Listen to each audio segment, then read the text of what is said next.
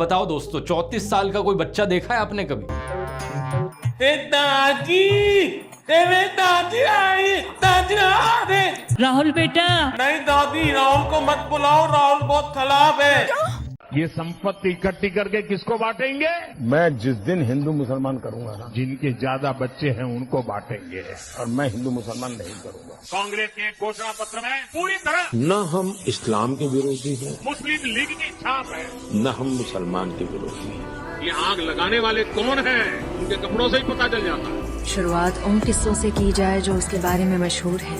कुछ लोगों के लिए वो मसीहा था और कुछ के लिए एक ढक्कन जो कभी फिट न हो सका। जैसे जैसे आप सच की तह तक जाते हैं, तस्वीर साफ होने लगती है। कौन है ये? मेरा बाप।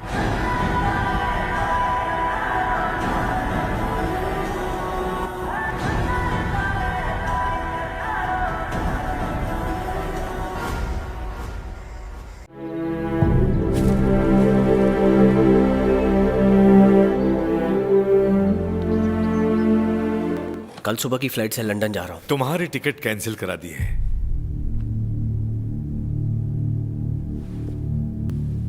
तुम्हें यहाँ कुछ और दिन रुक जाना चाहिए राहुल। यहाँ के नए पीएम बन सकते हो तुम।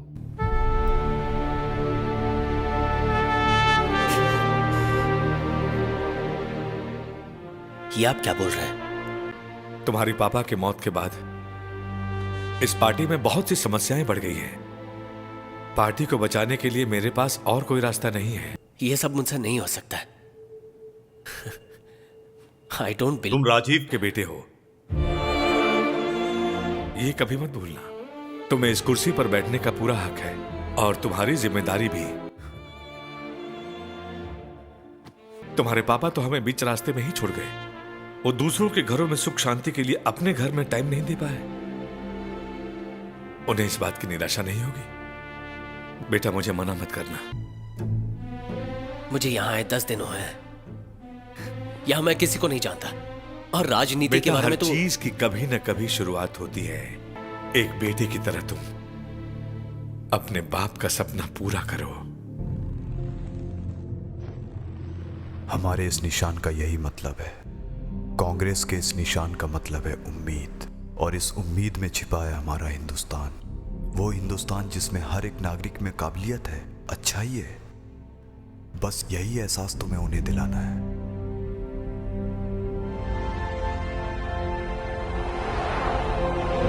भाइयों और बहनों, मेरा नाम राहुल सावरकर नहीं है, मेरा नाम राहुल गांधी है। जहाँ तक मोदी का सवाल है, तो मैं स्कूल में, एक तो मेरा जो घर है ना, मेरे अगल बगल में सारे मुस्लिम परिवार, तो हमारे घर में ईद भी मनती थी, हमारे घर में और भी त्योहार होते थे। मेरे घर में ईद के दिन ईद का खाना नहीं पकता। सारे मुस्लिम परिवारों से मेरे यहाँ खाना आ जाता था, क्योंकि मेरे परिवार, हम रहते वहीं हैं, मेरा घर वहीं है, मेरे यानी 5 कदम के बाद मुस्लिम परिवार है। नरेंद्र मोदी जी कहते हैं, जब मैं छोटा था ईद के समय मेरे घर मुसलमान भाई खाना बेचते थे। अच्छा नरेंद्र मोदी जी, आप तो वेजिटेरियन हो?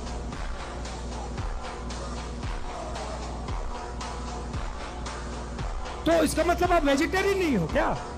पूरे देश को आप 24 घंटे कहते हो कि मैं वेजिटेरियन हूं, और फिर जब आप छोटे थे मुसलमान भाई आपको ईद का खाना भेजते थे और आप खाते थे। तो अब ये नए नरेंद्र मोदी आए हैं क्योंकि इनको पता लग गया है कि इनकी बाय बाय होने जा रही है। देखिए सुधीर चौधरी जी। जी सर। वैसे तो हम किसी प्रेस कॉन्फ्रेंस में जाते नहीं हैं, लेकिन यहाँ किस लिए आए मालूम है? जी नहीं। इसलिए कि जनता कहेगी कि लाई डिटेक्टर मशीन पर बैठने की हिम्मत सिर्फ नरेंद्र मोदी जी ने की है। बिल्कुल सही कहा सर। और इसका मतलब क्या होगा? मालूम नहीं सर। इसका मतलब ये होगा कि पूरे भारतवर्ष में मोदी जैसा अच्छा और ईमानदार नेता है ही नहीं। वाह वाह, क्या बात, क्या बात। लेकिन सवाल वही पूछिएगा जो हमने लिख के दिए हैं। वो स्क्रिप्टेड सवाल होता है, मोदी जी आप आम कैसे खाते हो, मोदी जी आप ये कैसे करते हो। अब गलती से क्या हुआ, वो स्क्रिप्टेड वाले इंटरव्यू में एक नमस्कार दोस्तों, welcome to the first episode of Jhooth Bole कौवा काटे। आपका दोस्त, आपका होस्ट ध्रुव राठी, झूठ पकड़ने वाली मशीन। और आज इस पर बैठने का साहस करेंगे हमारे देश के प्रधानमंत्री श्री नरेंद्र मोदी जी। नरेंद्र मोदी जी, पहले आप अपनी ऑडियंस को ये बता दें कि जो भी सवाल मैं आपसे पूछने वाला हूँ वो सब आप ही ने मुझे लिख कर दिए हैं। बोलिए हाँ या ना। नहीं। यहाँ पर लाइट जल गई दोस्तों। देखो दोस्तों, हमारे देश के इतने बड़े प्रधानमंत्री देश में खुलेआम झूठ बोलते हैं। इधर आ। ये क्या बकवास कर रहे हो तो? सर, मैं खुद नहीं जानता हूँ मैं क्या क्या बोल रहा हूँ। Sorry sir. ठीक है। अरे सॉरी क्यों बोलूं तुझे?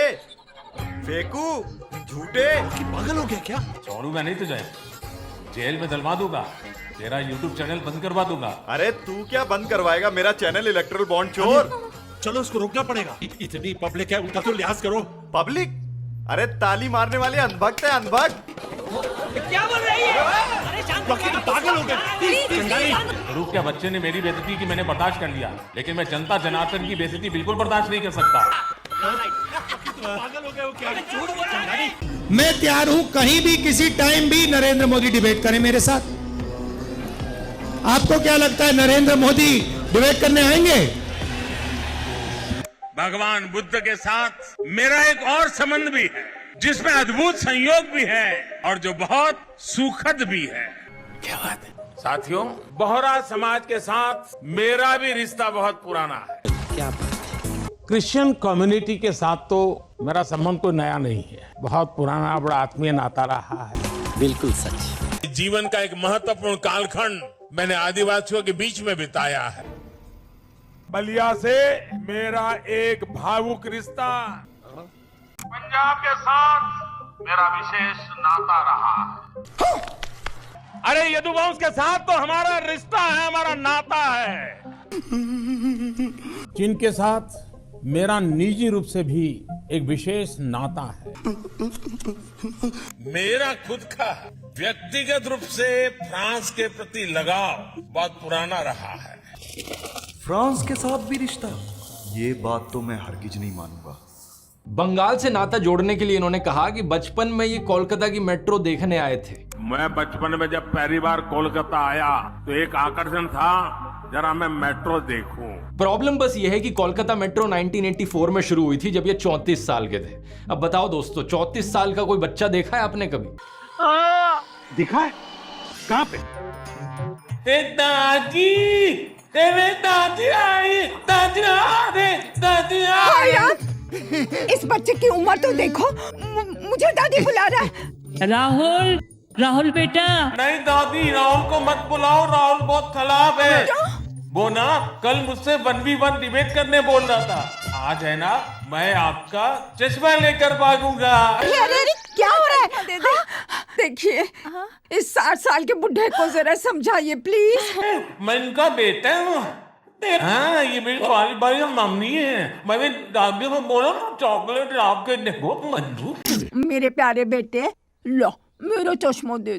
आज पूरा हिंदुस्तान जानता है, अरे पूरी दुनिया भी मानती है कि मोदी की गारंटी मतलब गारंटी पूरा होने की भी गारंटी। तो इसलिए मैं कहता हूँ कि गारंटी का कोई मतलब नहीं है। ये चुनाव तक बोलते हैं फिर भूल जाते हैं। अरे बड़े खतरनाक लोग हैं। मेरा ये चैनल सब्सक्राइब करें, बेल आइकन जरूर दबाइएगा। हीरा बेटे सब्सक्राइब अली ब्रदर्स जी।